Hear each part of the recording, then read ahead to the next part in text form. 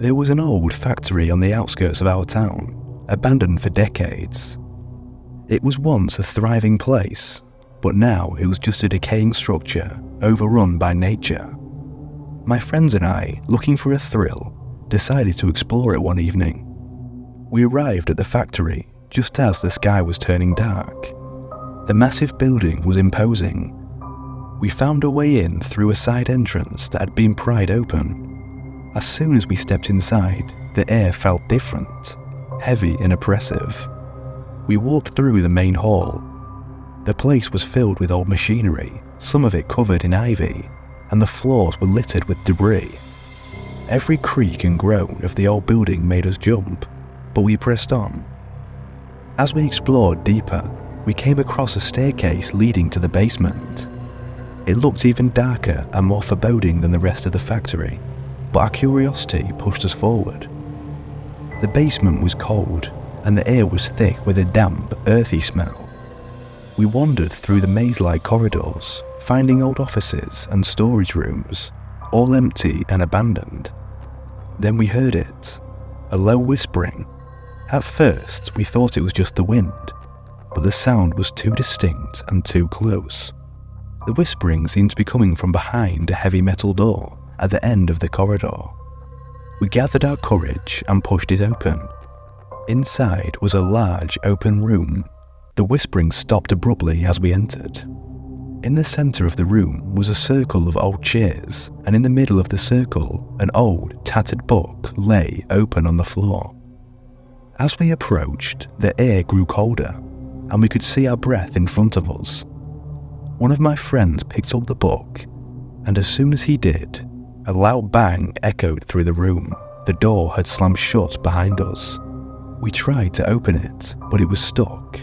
Panic set in as the whispering started again, louder this time. Shadows danced on the walls, moving in unnatural ways. It felt like we were being watched from every corner of the room. In our desperation, we turned to the book. It was filled with strange symbols and drawings. My friend dropped it, and the moment it hit the floor, the whispering stopped. The door creaked open slowly, and we didn't wait to find out what happened. We just ran. The factory was demolished a few years later, but I still get chills whenever I think about it. I don't know what we encountered that night, but it was something beyond our understanding, something that still haunts my dreams.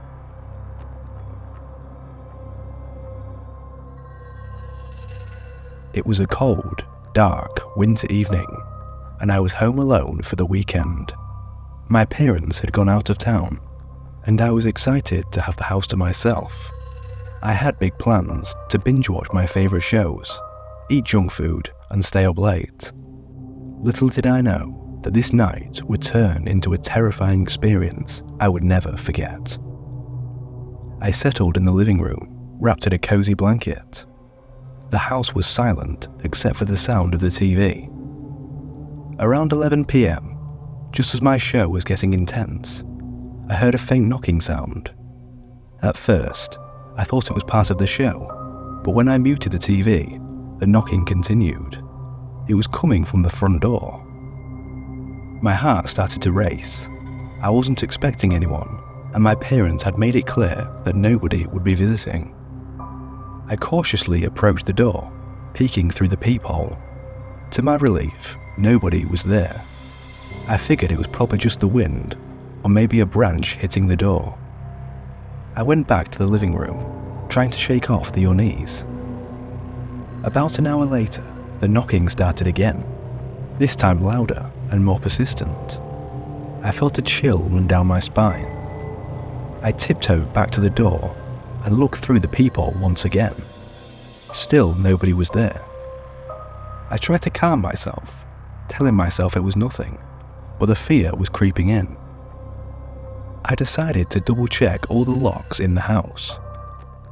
As I was checking the back door, I saw something that made my blood run cold. There were muddy footprints on the porch, leading away from the door. Somebody had been there. My mind raced with thoughts of intruders and ghosts. I quickly locked the door and grabbed my phone to call my parents. They reassured me that everything was probably fine, but they suggested I call the neighbours to check on me. My neighbour, Mr. Thompson, came over and looked around the house. He didn't find anything unusual, but he promised to keep an eye out and told me to call him if I heard anything else. Feeling somewhat reassured, I went back inside, locking the door behind me. Just as I was starting to relax, the knocking came again, this time from the window in the kitchen. My heart was pounding so hard, I thought it might burst out of my chest. I grabbed a flashlight and with trembling hands approached the window, shining the light outside. I saw nothing but the empty yard. Terrified and unable to sleep, I stayed in the living room with all the lights on. The knocking continued intermittently throughout the night, each time from a different part of the house. I felt like I was being watched, hunted even. When morning finally came, the knocking stopped. I never found out who or what was causing the knocking that night. My parents returned and I told them everything, but they were skeptical. Mr. Thompson kept a closer eye on our house, but the knocking never happened again. To this day, I get chills thinking about that night and the mysterious knocking that haunted me when I was home alone.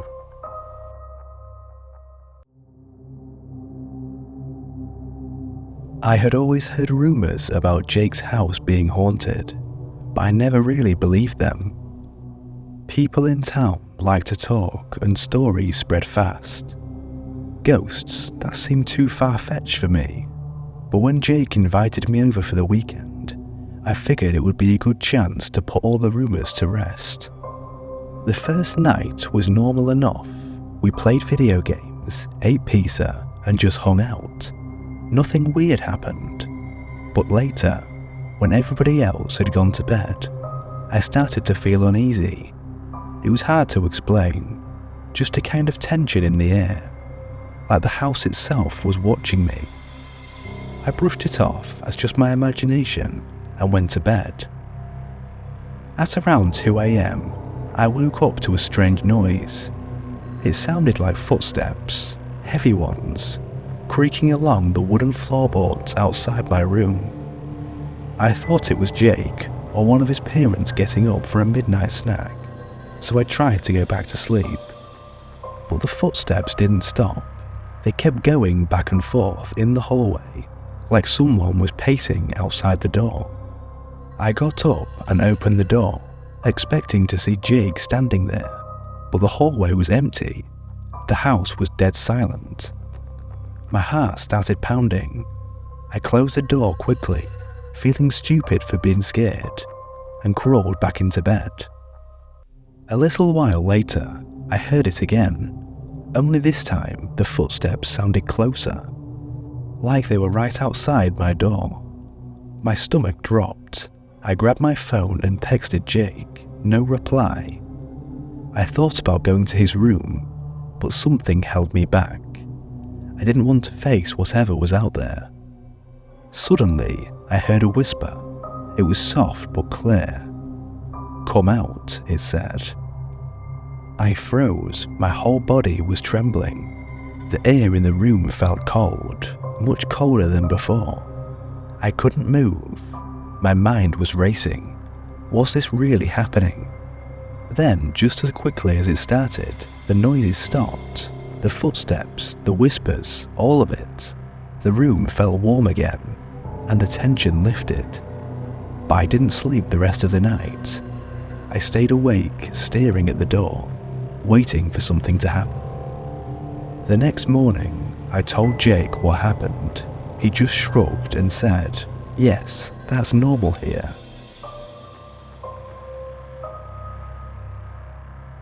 When Josh and I decided to take a spontaneous road trip, we didn't plan much ahead. It was supposed to be a fun, carefree adventure, a break from our everyday lives. We left the city with just a backpack each and a few snacks. The day was filled with laughter, loud music, and pit stops at quirky roadside diners. We had no clue how dark our journey would turn. As night fell, the thrill of the road trip started to wear off, and we realised we had no place to stay. We were in the middle of nowhere, surrounded by endless woods and winding roads.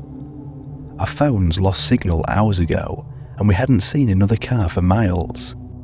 The thought of sleeping in the car crossed my mind, but Josh, ever the optimist, insisted we'd find something else.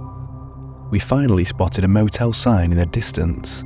It was old, almost ancient looking, with peeling paint and cracked windows. But we were too tired to be picky. The parking lot was empty except for a rusty old truck. I hesitated, but Josh was already out of the car, heading towards the office. The receptionist was an old man, thin and pale. He smiled and said, "Last room available." He said it in a raspy voice, handing us a single rusty key.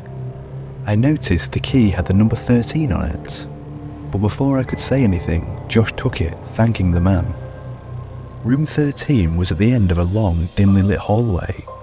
The walls were lined with faded stained wallpaper, and the carpet squished under our feet as we walked. When we reached the door, I felt a cold draft, even though it was the middle of summer. I shivered, but Josh, ever the brave one, unlocked the door and pushed it open. The room was small, barely enough space for 2 twin beds, and the air smelt stale, like it hadn't been aired out in years. The wallpaper was peeling, and the only light came from a flickering bulb in the corner. But we were too tired to care.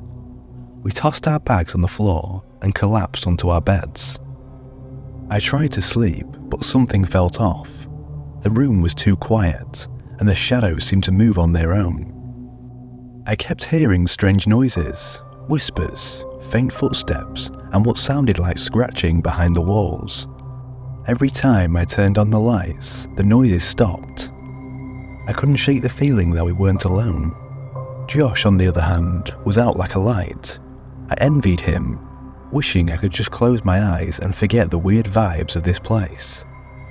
But as the hours dragged on, the noises grew louder and more insistent. I sat up, heart pounding, and glanced over at Josh's bed. He was gone. I bolted upright, calling his name, but there was no answer. The room felt like it was closing in on me, the walls pulsing with each beat of my heart. I scrambled for the door, but it wouldn't budge. My breath caught in the back of my throat as I heard the whispering again, this time right behind me. I finally managed to push the door open and ran for the car, but it was gone. I waited outside all night for the next bus to come and got out of there. And I never saw Josh ever again.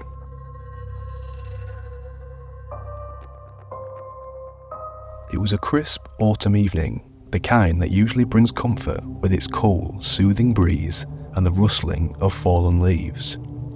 I had the house to myself for the weekend. My parents were visiting my grandmother, and I had declined the trip, opting for some quiet time to catch up on schoolwork. Little did I know, the serenity would soon morph into something sinister. I settled on the couch with my books and a cup of hot chocolate, fully immersed in my reading.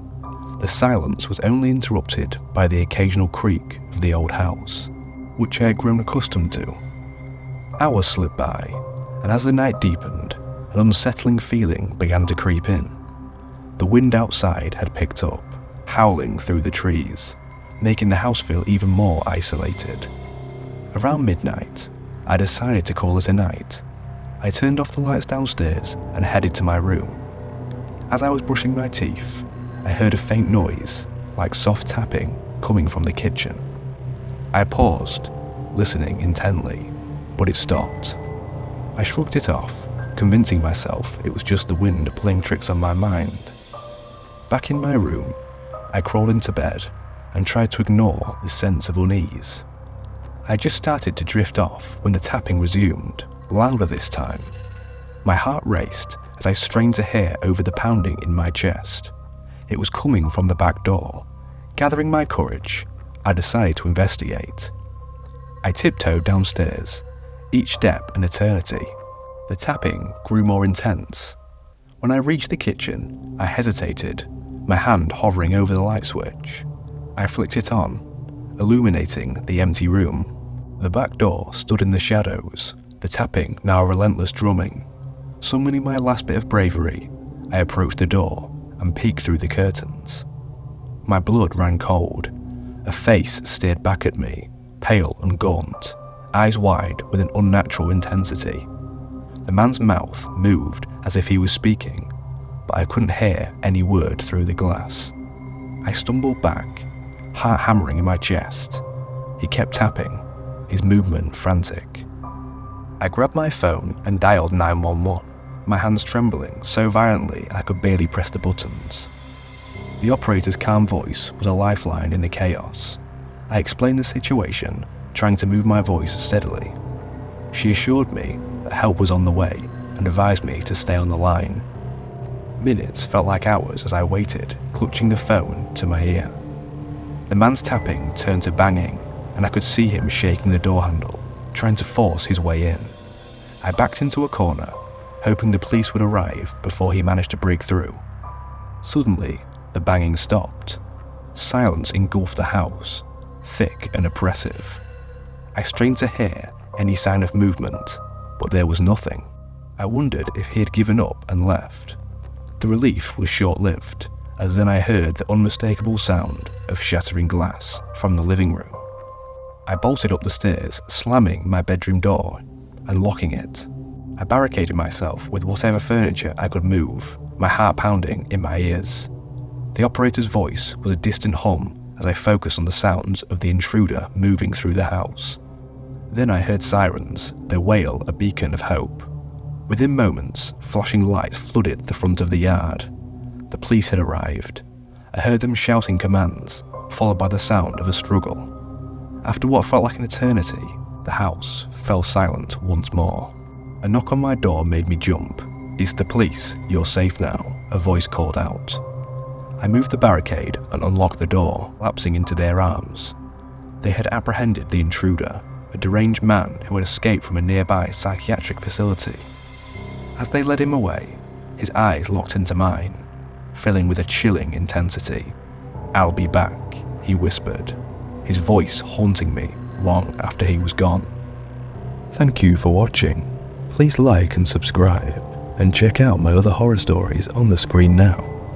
And until next time, sleep tight.